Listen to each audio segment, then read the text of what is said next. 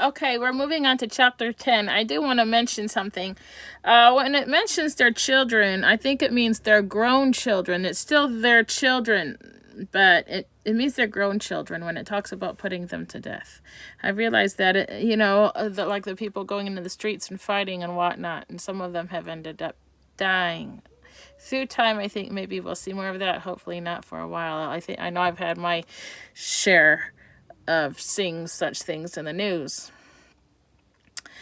All right, chapter 10. Israel is a luxurious vine that yields its fruit. The more his fruit increased, the more altars he built.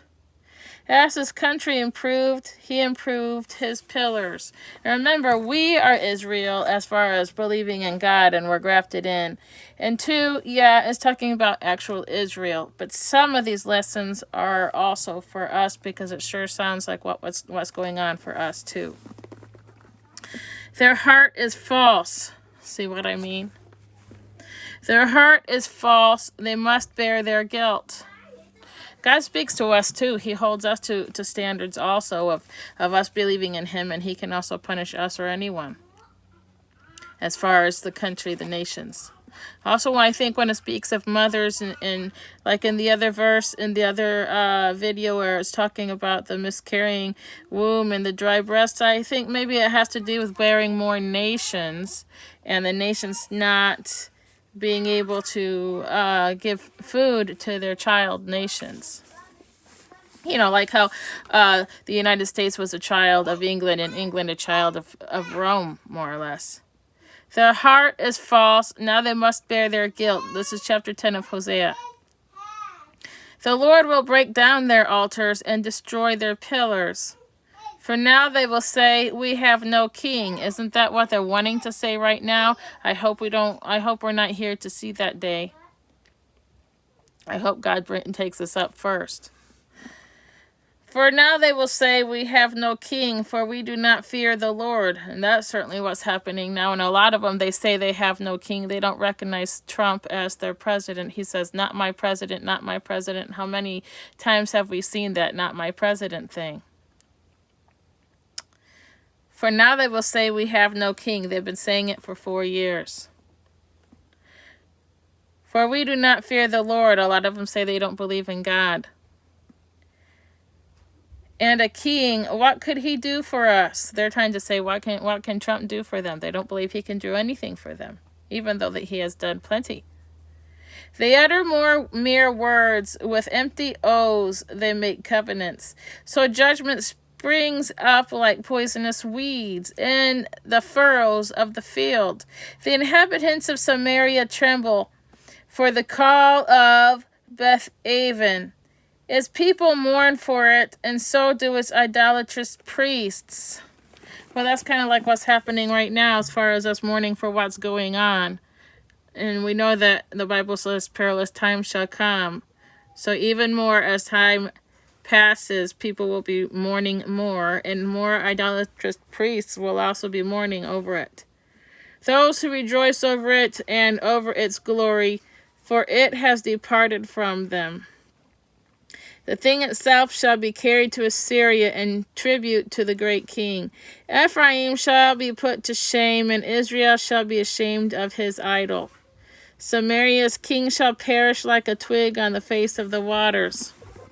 Now, of course, it's talking about other things there, but a lot of things can become idols, and maybe we have made idols, or our country has made, or people in the past, people creating the monuments and stuff. Maybe in a sense they have become sort of like idols, and maybe we just don't realize it. The high place of Avon, the sin of Israel, shall be destroyed. Thorn and thistle shall grow up on the altars, and they shall say to the mountains, cover us, and to the hills, fall on us. That's not happening yet. From the days of Gibeah you have sinned, O Israel. There they have continued. Shall not the war against the unjust overtake them in Gibeah?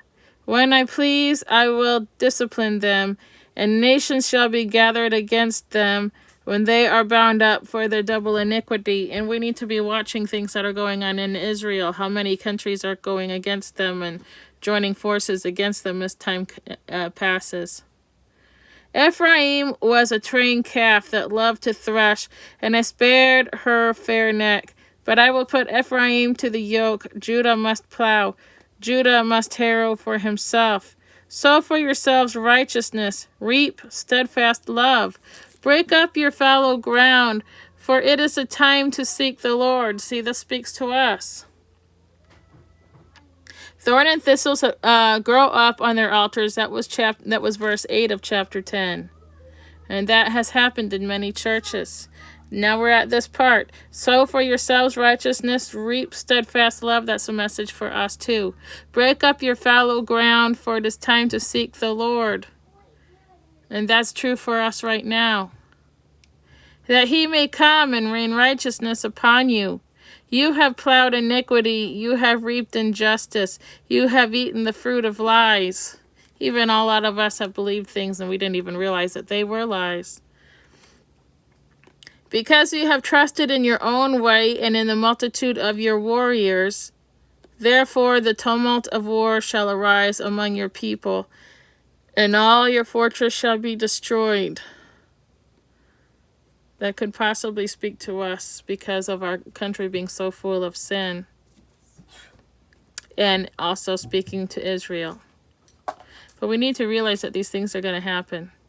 As Shalman destroyed Beth Arbel on the day of battle, mothers were dashed in pieces with their children. Now, it's not talking about actual mothers and children. I think that it's actually talking about countries and the small countries born from it, or the small towns born from it, the provinces born from the country, and then the states. Thus it shall be done to you, O Bethel, because of your great evil. At dawn the king of Israel shall be utterly cut off. So he's talking about nations and nations born from nations. That's what it's saying. It's not talking about actual mothers and children. It's talking about nations and children of nations. You know, the nations born from the nations, the cities, the states born from those nations. So we're going to see wars and rumors of wars, remember. And it said that countries shall rise up against each other. That's what it's talking about. So that's chapter 10. Now I'm going to move on to chapter 11. I don't think I'll have time in this video because I have to do 10-minute spurts.